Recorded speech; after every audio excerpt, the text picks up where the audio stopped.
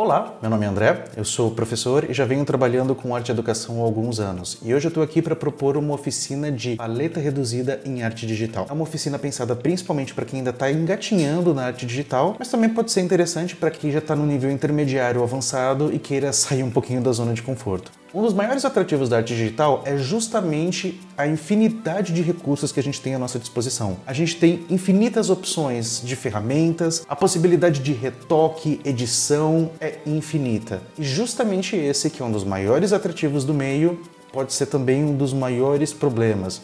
Porque quando a gente está começando, é muito fácil a gente se sentir intimidado. É muito comum que a gente não saiba muito por onde começar com esse excesso de opções. Ao contrário de técnicas tradicionais, em que os nossos recursos são limitados de acordo com os materiais que a gente tem disponíveis, por exemplo, a quantidade de tintas que a gente tem, a variedade de cores dos giz pastel que a gente tem em mãos, no digital essa limitação não existe. E ao mesmo tempo que ela pode ser muito boa, ela também pode intimidar bastante, porque a gente nunca tem certeza direito qual é o melhor caminho para fazer o que a gente quer. É difícil a gente saber qual é a hora certa de parar, até onde a gente tem que editar, enfim, é muito fácil a gente ficar perdido com tudo isso.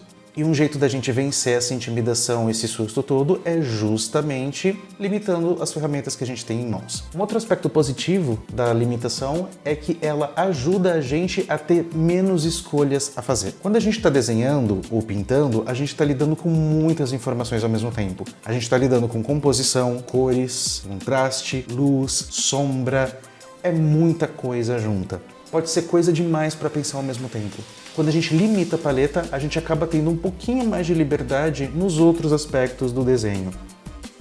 Para quem não está muito familiarizado, paleta é o conjunto das cores que a gente usa em um desenho ou em uma pintura.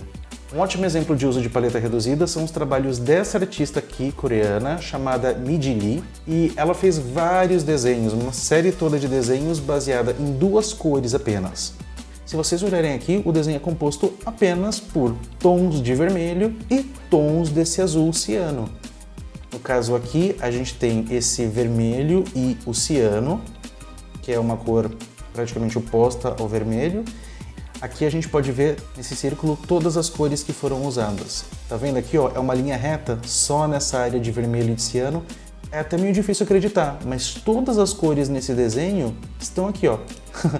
Entre esses dois matizes. Tudo que foi no meio foi criado a partir de pequenas variações desses dois matizes, dessas duas cores. Todo o resto aqui do círculo, ela deixou de fora. Essa aqui vai ser a nossa proposta de exercício final.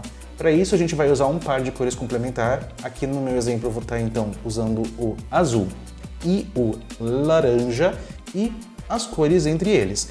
Mas vejam, apenas o azul e o laranja. Nada de vermelho, nada de amarelo. Aqui vocês podem ver, ó, a paleta que eu usei nesse exemplo do exercício final.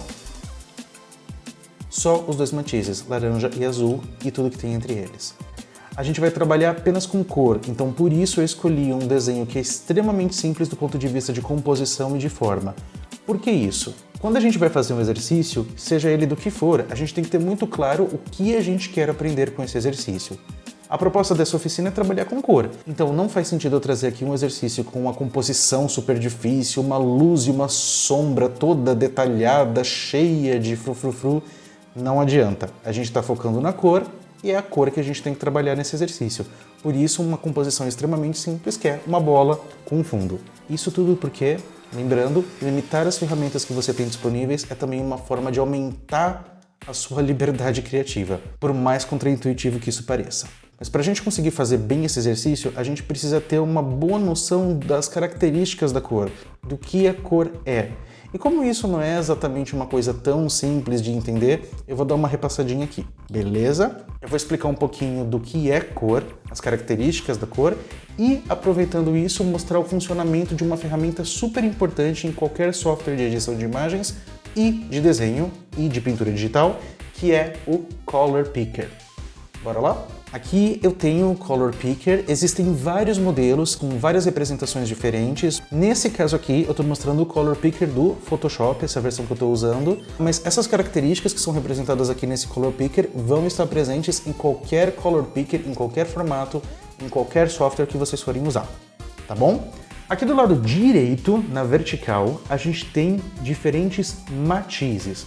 Matiz é basicamente o nome da cor. Vermelho, azul, verde, amarelo, são matizes diferentes. Aqui, na horizontal, bem no meio, a gente tem variações de saturação, que a gente também pode chamar de croma. Aqui eu tenho uma variação na intensidade da cor. Quanto mais à esquerda, menos intensa a cor é. E quanto mais à direita, mais intensa ou mais saturada, mais vibrante aquela cor é. Para a esquerda, a cor vai se tornando cada vez mais acinzentada, mais neutra. E quanto mais à direita, mais intensa aquela cor vai ficando. Vai chegando no neutro. E aqui à esquerda eu tenho variação de luminosidade. Luminosidade, que a gente também pode chamar de valor, é o quão clara ou quão escura uma cor é. Apenas variando a saturação e a luminosidade dessa cor, a gente tem muito mais cores para trabalhar do que às vezes a gente se dá conta. Eu vou pegar um matiz aleatório e vou mostrar todas as variações que existem dentro dessa monocromia. Eu vou pegar aqui esse cor de rosa, vou pegar ele no máximo de saturação e de luminosidade, ou seja, o rosa mais claro e ao mesmo tempo mais brilhante, mais intenso que eu consegui, aqui ó, bem no cantinho superior direito do Color Picker. E eu vou descendo para que esse rosa continue bastante intenso, bastante vibrante, mas vá ficando cada vez mais escuro. Isso, desse jeito aqui. Cheguei aqui embaixo, eu vou aos poucos indo para a esquerda. Esse rosa extremamente intenso e agora extremamente escuro vai ficando cada vez menos saturado, ou seja, ele vai perdendo a sua característica de cor de rosa e chegando cada vez mais num cinza bem próximo do preto.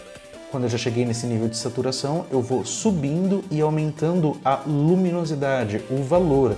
E esse cinza vai ficando cada vez mais claro até chegar numa cor que é quase branca. Eu não vou chegar até lá em cima.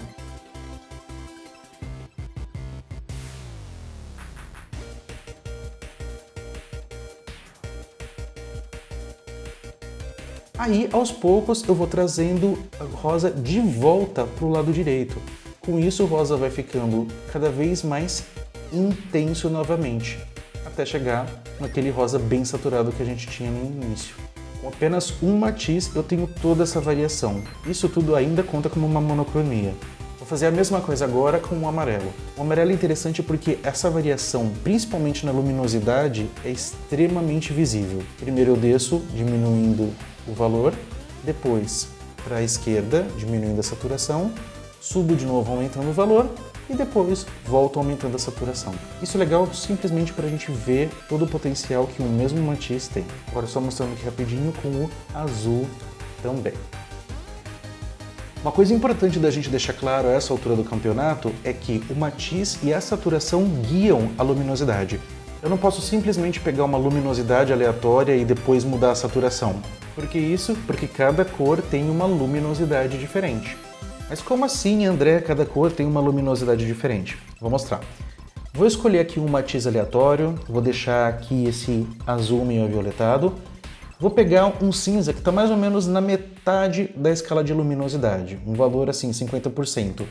nem muito iluminado, nem muito escuro, bem no meio da escala. Lembra do que eu falei que no horizontal a gente mexe na saturação?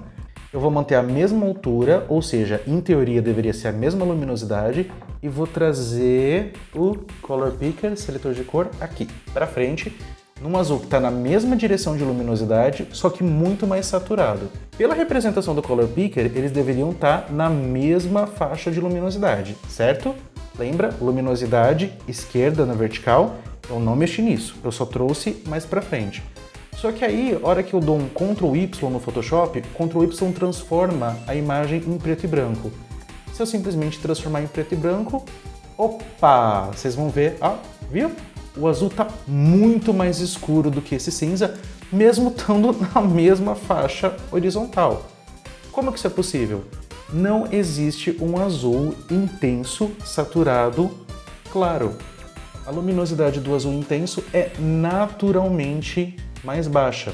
Se vocês olharem aqui, ó, para eu conseguir colocar um azul aviolentado na mesma luminosidade do que um cinza 50%, eu vou ter que deixar esse azul aviolentado muito mais claro. O amarelo, por outro lado, ele é uma cor já bem mais luminosa do que o azul aviolentado, por exemplo. Olha só, é quase o oposto. O amarelo fica muito mais claro do que o cinza 50% e o azul fica muito mais escuro. Vou colocar aqui, ó, dois matizes diferentes juntos para vocês observarem isso mais uma vez. Vermelho e azul. Na luminosidade, ó, 75%, só que a hora que eu transformar em preto e branco, as cores intrinsecamente têm luminosidades diferentes. Vou pegar um par de cores complementares, opostas, o azul avioletado, né, roxo, e um amarelo, bem dourado. Eu vou tentar achar um amarelo que tenha o mesmo nível de luminosidade que esse azul avioletado. Olha só, olha o quanto que eu tenho que descer com o amarelo para que ele chegue na mesma luminosidade que esse azul avioletado. Estou fazendo o que aqui? Estou dando Ctrl Y no Photoshop. Ctrl Y você consegue prever sua imagem em preto e branco. Reparem só, para eu chegar numa luminosidade parecida desse azul avioletado, eu tenho que pegar um amarelo muito, mas muito escuro. Um ponto que ele praticamente deixa de ser amarelo e vira um marrom, uma coisa bem estranha. E o contrário também é a mesma coisa. Se eu quiser com que esse azul avioletado tenha a mesma luminosidade do amarelo, eu vou ter que deixar ele extremamente claro, até um ponto em que eu praticamente não reconheça mais ele como azul avioletado. Olha, fica praticamente branco. Bom, como eu disse, a nossa proposta de exercício é usar um par de cores complementares. Assim, cores complementares são as cores que estão em lados opostos do círculo cromático. Já que a gente está falando do digital, vamos pegar esse círculo, isso, tá. Vermelho e ciano. São complementares porque, assim como Romeu e Julieta, eles estão em lados totalmente opostos e distantes um do outro. Estando eles em um círculo, como será que eu posso fazer para uni-los? Eu tenho aqui três caminhos possíveis. Eu posso passar saindo do ciano, sair do ciano e pelo caminho 1, passando pelo verde, pelo amarelo e pelo vermelho. Eu posso também sair do ciano e ir pelo caminho 3, do ciano indo para o azul, violeta, rosa e de novo chegar no vermelho. Posso, mas o caminho mais curto entre dois matizes opostos é esse caminho do meio, o caminho número 2, em que a gente sai do ciano, vai ficando cada vez mais desaturado, ó, cheguei aqui no meio no branco e desse branco eu atravesso e vou ficando com o vermelho cada vez mais intenso até chegar. É o caminho mais curto entre um matiz oposto e outro. E é esse o caminho que a gente vai usar no nosso exercício final aqui dessa oficina. Beleza, criei um arquivo aqui, já estabeleci do lado direito, vertical aqui, as cores que eu vou usar, saindo do vermelho, passando pelo meinho ali, bem quase nada de saturação, bem acinzentado, e saindo do lado oposto pelo ciano. Isso porque as cores opostas ou cores complementares são um contraste mais fácil de se trabalhar, porque eles não têm nada. O vermelho não tem nada de ciano, o ciano não tem nada de vermelho. Ou é um ou é outro. Eu vou começar aqui com um fundo bem pouco saturado. Vou escolher, eu quero que o ambiente, então, no caso, seja mais avermelhado e que a esfera seja mais azulada. O ambiente vai ser um pouco mais avermelhado, mas não vai ser vermelho, tá? Ele não vai ter muita saturação, não. Por isso que eu tô pegando aqui, ó, uma opacidade um pouquinho menor. Vocês percebem que quando essas cores são colocadas juntas, elas vão meio que se anulando. Então elas não ficam tão intensas. Ok, fiz o meu fundo. Legal. Agora eu vou pegar esse tom de ciano. Eu quero que a minha esfera seja ciano. Beleza, gostei. E para fazer as sombras, eu vou um pouco mais para cima. Posso reduzir um pouco a luminosidade aqui. Isso, tá escuro. Beleza.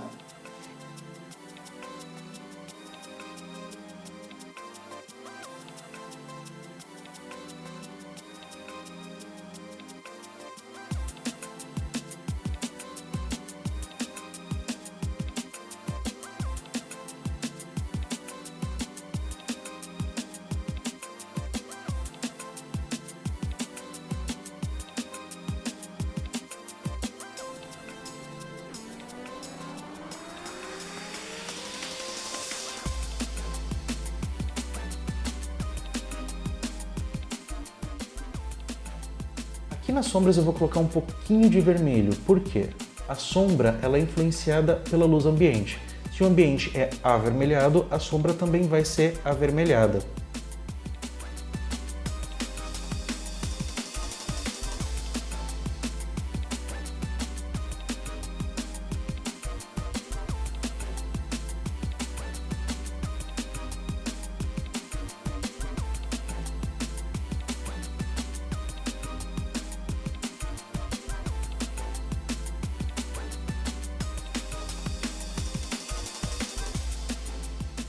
Checando aqui em preto e branco, Ctrl Y no caso do Photoshop, cada software tem um comando diferente. Eu uso esse Ctrl Y para checar a luminosidade, se o desenho ainda está legível através dessa luminosidade. Um pouco mais das sombras, com os tons de vermelho menos saturado e com menos valor, certo? Mais escuro. Eu vou aos poucos construindo essa sombra. No caso aqui eu quero que seja uma luz branca mesmo, por isso que não está tendo muita distorção. E vejam só, as sombras vão ficando cada vez menos saturadas. As sombras eu vou usando vermelho, mas não é um vermelho berrante, extremamente forte e intenso, não. Eu pego aqui ó, no Color Picker que vocês estão vendo à esquerda, eu vou pegando tons mais escuros, com menor luminosidade e um pouco menos saturados, talvez, de vermelho.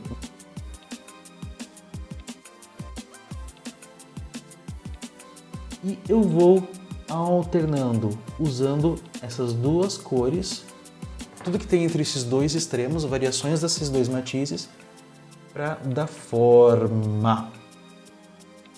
Conforme eu vou colocando aqui, o próprio Photoshop, nesse caso, ele vai dando uma certa misturada nas duas cores.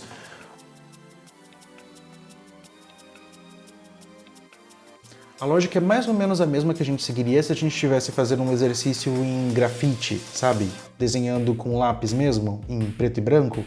Só que no caso, a gente está usando, em vez de preto e o branco, sendo o preto do grafite e o branco, a gente presume do papel, a gente está pegando duas cores cromáticas e usando tudo que existe entre elas. É um pouquinho mais complexo, mas não muito. Ajuda você a se familiarizar, ajuda você a praticar, mas também não te paralisa com o excesso de decisões que você tem que tomar. A paleta já está resolvida. Se você conseguir trabalhar bem a luminosidade, as cores vão ficar harmoniosas.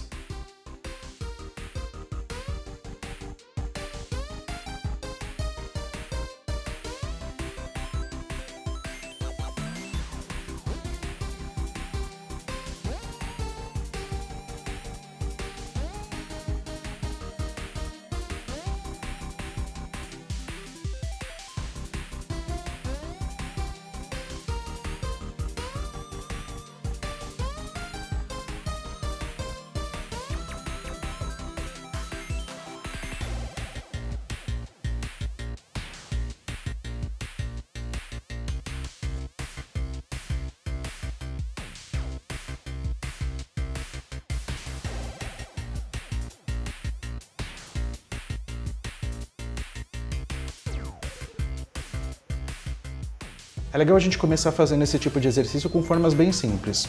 Uma bola, um plano, um cubo, coisas bem simples, formas geométricas bem simples. E aos poucos, conforme a gente vai pegando um pouquinho mais de intimidade com o meio, a gente vai deixando a coisa mais complexa.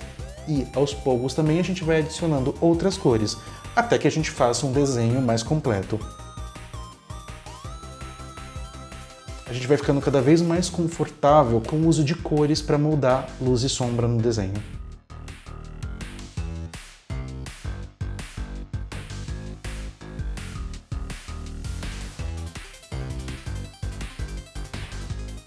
Bom, era isso que eu tinha para apresentar hoje. Eu espero que você tenha se sentido pelo menos um pouquinho desafiado. Espero que esse vídeo tenha te encorajado a experimentar esse exercício.